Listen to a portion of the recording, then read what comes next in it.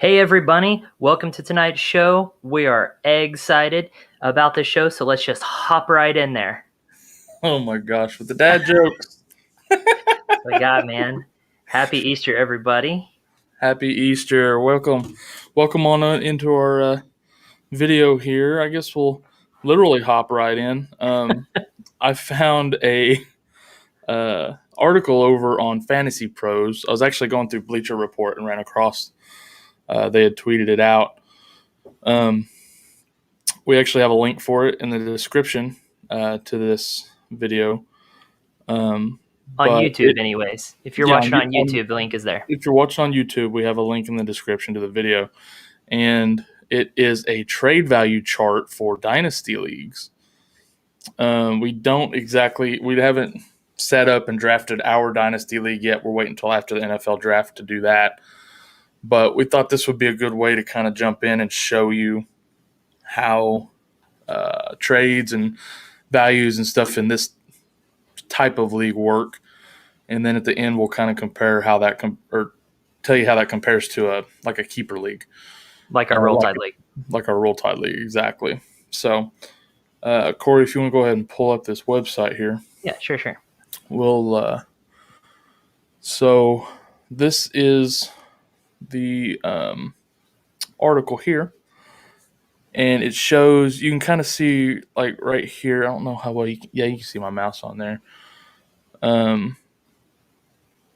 This is super flex value. That's so quarterbacks will have that. Like if you run a 2 quarterback league, that's basically what super flex is. You can start the normal flex guys or a quarterback. And you're definitely starting a quarterback in a Superflex. Yeah, you absolutely will. If you don't, you're at a strong disadvantage. Unless you don't, I guess if you end up with like a really crappy second quarterback, you're not. But quarterbacks tend to go pretty early in those type of leagues. We're not really going to cover that here. We'll talk about just regular Dynasty leagues because that's the type we'll have. But so we'll be looking at this just regular. I keep circling too big and pulling that drop down menu. There you go. They see that. So we'll look at this normal value deal here. And so you just kind of go down here and kind of glance at the top 10 or so. It looks, I mean, the rankings look pretty close to, what you see everywhere as far as rankings. How this helps is it shows you, so you drop down, okay, here's a good example. Murray and Jackson. You see them in rankings, they're right next to each other. You think, oh, Murray's ranked ahead, he's going to be worth more. Well, if you go over here to the values, they're actually worth exactly the same in a trade value deal. Now, this is just kind of this writer's opinion about trade values for these players. But who's that writer? Does it say up above who that writer is, Kyle? Let's give him some credit real quick. Yeah, Mike Taglieri, I'm guessing is how that's pronounced. Yeah, that sounds good. Look, see his Twitter right there? Mike Taglieri, NFL. There you go. Yep, so that's where that came from. Cool. Actually, we might send out a tweet after this tagging him in there so he knows. Yeah, he deserves that credit. He put a lot of work into this. So. Absolutely. This is not an easy thing to put together here. But let's also I also want to point out really quick that I know we're gonna talk about it later, but I want people to have it in mind as we go through this. A big difference that we're looking at in these values. Also keep in mind that in Dynasty, you're keeping your entire roster, whereas in Roll Tide, we're keeping, 2 players off of our entire roster. So that's why these trade values, that's why this is kind of important when you're adding up trade values and looking at these rankings and the order they're in, that Kyler Murray and Lamar Jackson that you were pointing out earlier. That's just a different mental dynamic there that I just kind of want to point out. Yeah, absolutely. And, like you said, you're looking for age, you're looking for longevity and stuff like that. Because, like, in real life, like in a redraft, Russell Wilson is going to be higher. Right. But when you're looking for longevity, he's older than a lot of these guys. or like Aaron Rodgers. No one's saying that Trevor Lawrence is going to be better than Aaron Rodgers, but in Dynasty, you're talking about longevity and things that it's just different. Yeah, these two have more value because they'll be available to you. Long-term. You won't have to trade for or draft a quarterback for much longer if you have them versus Rodgers, and that creates a lot of weight in a dynasty league. Yep. So then you drop down. Like, there's not a huge value drop in like the first 10 or how many is that one, 2, 11, like the top 11 or so are pretty close, within a few points of each other. And then you start seeing a real drop off after that. Like, it starts dropping much faster. So you'll want to keep that in mind if you're doing a startup dynasty draft this year, or if you're struggling at quarterback, or if you have two of these guys. If you were lucky enough to draft Trevor Lawrence, in your rookie draft last year, but you already had Kyler Murray, then now you know what he's worth. So we'll drop down here to the running backs. And again, it's very similar. Chubb is a little higher because he's younger than he might be in redraft leagues, but that's still pretty close. I noticed Derrick Henry's way lower than he would be in just a regular season ranking,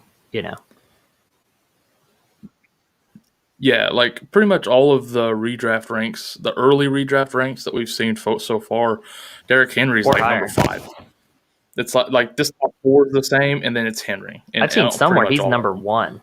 No, or number 2, I mean, not behind Christian McCaffrey, sorry. Number 2. I've seen that quite a bit, yeah. Huh, I haven't seen those. Yeah, it's wild, man. That is wild. It's all over the place. Everyone has their own opinions, right? I will say it also depends if you're looking at standard scoring or PPR. Mm-hmm. Like, I'm pretty sure I think this one is standard scoring, if I remember right.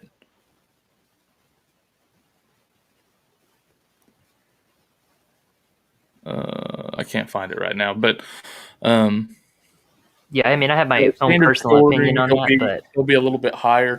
PPR, he's going to drop a couple spots, and some of these other guys will drop up. Yep. Because a lot of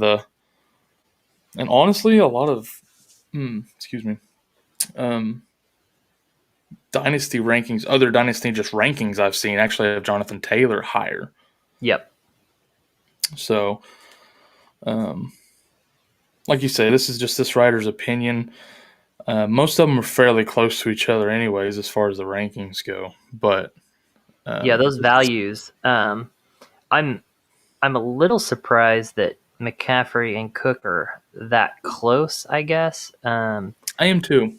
Because I know Cook had a killer year this last year, but I don't think that that's sustainable. I mean, he was scoring out of his mind, and I just don't see that. I mean, I guess he had a healthier season than typical, but another thing that these value charts and rankings take into, like, they assume that these players will all be healthy. Like, if you start factoring in, their tendency to get hurt, well, that's pretty subjective. Like, that's hard to predict, almost impossible to predict.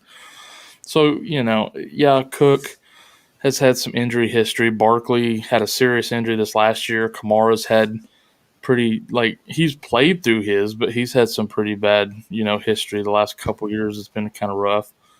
But, you have to assume they're going to stay healthy to rank them here. And it comes down to basically your comfortability with drafting these players or not at these values, or trading for them at these values. If Cook is healthy, he's probably not as far behind McCaffrey as we might think because of his injury history. And then let's be honest, say like in my situation, if we were in a true dynasty, Aaron Jones, trading him to a certain person might have more value. Or like we see Zeke down there at trade value, 56. But if someone's trading him to one of us, they're probably going to get closer to up there at that 64 around Nick Chubb value for him. Exactly. That comes into play too. Let's not ignore that personal bias. We all have it. And that's true. It's usually, I mean, you can't put it in these rankings. How could you, right? But it's something that's typically ignored, and that's not something we're going to do here, is ignore that. But so if we're being honest, if you have someone with a personal preference, that value goes up quite a bit too.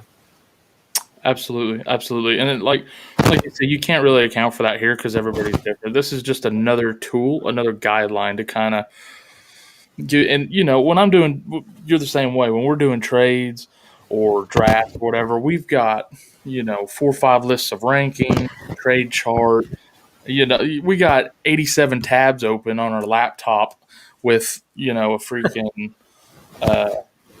draft board over on this side, and we're looking at all these things to kind of come up with a system and our own rankings and what we're comfortable with. And I mean, like you say, it's just another thing to kind of help you figure out how to attack your own. If I'm being honest, the only time I really used rankings this last season was during trades.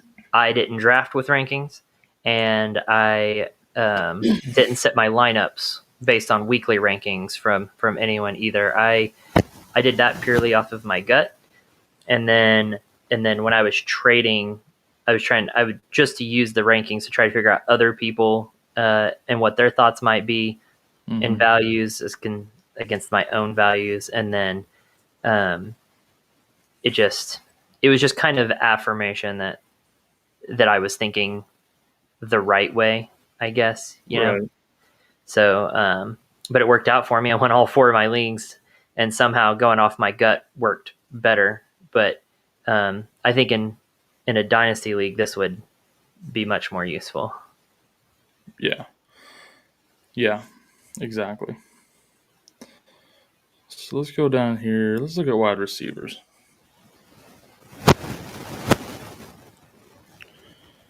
Yeah, you're right. These aren't that far off. All of the rankings are pretty much, pretty I think wide receivers are a little bit more. You can tell this is more of a dynasty ranking. I mean, you got AJ Brown at number 3. You even have guys like Justin Jefferson is way high up there. T. Higgins.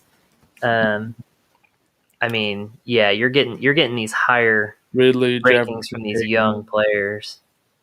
Even CeeDee Lamb is Lauren. Pretty high. Here's a rookie. There. Lamb. I've seen a lot of young guys up early. A lot of fantasy experts pretty much they all say you want to get that good young running back, but most dynasty experts kind of prefer to build around a good solid stud receiver because of the longevity. Yeah. So you'll see a lot of them targeting these guys early and often. Now, something I see here that I'm actually a little bit surprised is like the difference, say like Devonta Adams, Tyreek Hill, wonderful wide receiver stuff, but then Calvin Ridley, seeing him that low. I mean, he's 14 trade value points below Devonta Adams, and he's still young. And honestly, I think I would consider him the number 1 target over Julio Jones at this point. I mean, he just racks up those TDs. He does. So I don't know. That's kind of a surprise to me. Yeah, I agree. And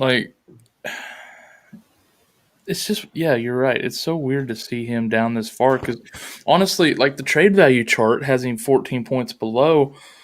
But if you try to go and trade for him in your dynasty league, you're not going to get him for that many points below Devonta Adams. No. They're going to want the exact same thing for him that they're wanting for Adams. So, just because I'm not out there that deal. Doesn't mean everybody else is following this either. but if I'm trying to get Calvin Ridley, I'm sending this link to the person that I'm trading with and saying, look, man, this is their value. And so this is by an expert, Yeah. And that might help, and they might go, I don't care. Hey, if they were already saying no, then you really didn't hurt yourself. Yeah, at least you can back it up and they don't think you're just insane. You can be like, oh, well, this expert says this is the value. So exactly. All right, let's hit on tight ends real quick. Now this is kind of what I expected to see here. The drop off is much faster on tight ends. Yeah, way quicker. Like, you've got a handful at the top, and then it's just everybody else. Well, really, it's Kittle and Kelsey, and then everybody else. But yeah, Waller and Andrews, Pitts. Pitts, depending on where he lands at. Pitts is going to completely depend on where he lands at. Hawkinson is not as high for me now with Stafford gone. So I don't know. Some of these guys, there's just not a lot of potential there for points. Corey, you're getting a little static feedback when you're in there. I don't know what's going on, man. I have to use my Amazon return and switch this thing out for a new mic or something. I don't know what's going on. Yeah, it's a little weird. Cool. Sorry, guys. It's doing okay now. Okay. Well, yeah. So, anyways, this is our trade value chart that I ran across. Corey, you want to kind of run over the difference between Dynasty and Keeper real quick? Yep. Okay, so Dynasty, I know we kind of touched on it earlier. Dynasty is a little bit interesting, though, because you're keeping your entire roster, right? So that makes these values a lot different as compared to, say, a keeper league, and where we're keeping two of our players. I actually am going to show my screen really quick because this is yet another article from Fantasy Pros that they actually tweeted out not very long before we hopped on here. So I saw that one when I was navigating to this one. Yeah. I was like, that's interesting. So I think this is a good way to illustrate the difference, right? So this is like buy low Dynasty targets, and I'm not trading for Deshaun Watson to keep. No, I'm not trading for Cortland Sutton to keep. I'm not trading for Joe Mixon to keep. If you don't have a good running back or keeper or something, or you're an OU fan or you're a Bengals fan, maybe so.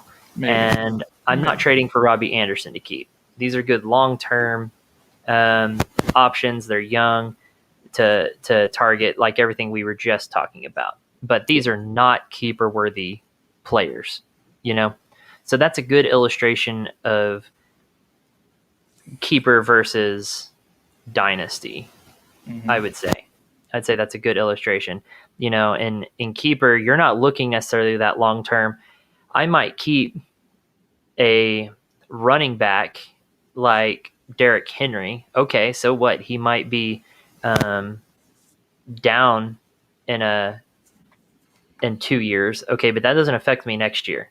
Next year he's still going to be beast. I'm keeping him and I'm using him. Exactly. Now, there is a little bit of strategy there, is if you think they only have one, maybe two, to sell high. So you can do a sell high on keepers too. So I might look to get rid of Henry this year, because if he only has one good year left in him, then I want to get something for him while I can. Yep. And if I have other good keeper options and I can pick up a pick for him now, might be worth doing. And keeping someone like on that roster, I've covered it in past videos, keeping someone like Aaron Jones or something instead of Derrick Henry, thinking a little bit more long-term. And if I'm being honest, this is why I hate doing this, because I know that people we're playing against are going to see this. If they watch us, who knows? They should. But I probably, if they want to win, because this last year I traded away my first and second round pick in order to win that championship. You want to talk about going all in? I did. So I traded away my first, second round pick. So I don't have a first or second round pick this year. So to me, my keepers have to be a little bit more strategic. I'm not going to be able to compete probably this next year unless I play waivers really well or pull off some good trades or something. So this next year might be a little bit of a wash. And Kyle was in the same situation this year. This year was a little bit of a wash for him. He was competitive, but knew he wasn't going to win the championship.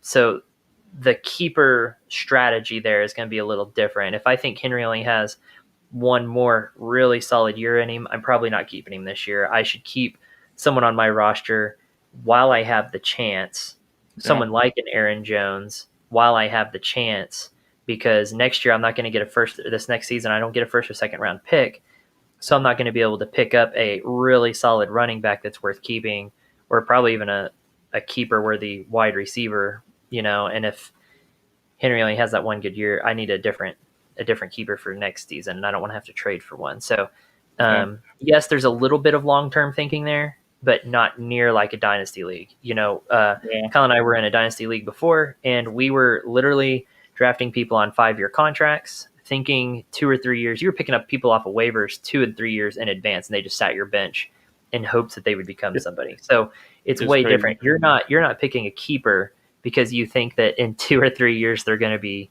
worth anything playing for your team. So those spots are still more valuable. Right. And like I did in 2019, what you were talking about with the picks this year, sell everything out and kind of set that trend. So that'll probably happen every year now. But also, I kicked myself because I lost you in the championship that year. And had I made the trade for Lamar Jackson, I didn't want to trade away my future. You did trade away your future and you won it. And so this year I didn't make that same mistake, and I traded away my future and went for it. Sometimes it's just worth it. Sometimes it's just absolutely. Because I did what you were talking about with the sell high a few years ago. It was like 2018, I think, when I sold Todd Gurley. I had him as a keeper, and I sold him. And then the next year he fell off a cliff with the Rams, right? So absolutely. Perfect timing, So, but yeah, that's definitely a difference. The short term kind of thinking, it's more like, what can you do for me immediately versus what are they going to do for me over the next 5 or 10 years, Yeah, so. Absolutely. And now I know we don't have a dynasty league going right now, guys, but we're about to start one up. We're going to start working on that. I think we're going to make some videos, or Kyle's to make some videos on setting that up. So you'll see him set that up. Kyle, do you know where we're going to set that up at? ESPN, Sleeper, anything like that? Do you know yet? I'm not sure yet. We'll figure that out. I don't even have everybody lined up that's going to be in it yet. I think I've got 6 people so far. Yeah. So I'm going to start finishing up, getting more people, figure out where we want to do it, and then start putting it together. Hopefully we can draft not long after the NFL draft, which is at the end of this month. So, So we'll take you guys on that journey with us so that you can see us setting that up, getting the rules set, and kind of watching that. And you'll get to see that league from inception, which we're excited about. Instead of kind of trying to get you caught up, you can kind of just follow along there instead of getting caught up. Because dynasty leagues are kind of hard to get caught up on because they're pretty involved, which is lovely. I love it. It's amazing. It really is so satisfying. So next offseason will be much better on this channel than this offseason was, guys. That's getting started. So I'm looking forward to that too. Me too. Cool, guys. Well, thanks for joining us tonight, and hope you had a great Easter, and we'll talk to you later. Thanks, everybody.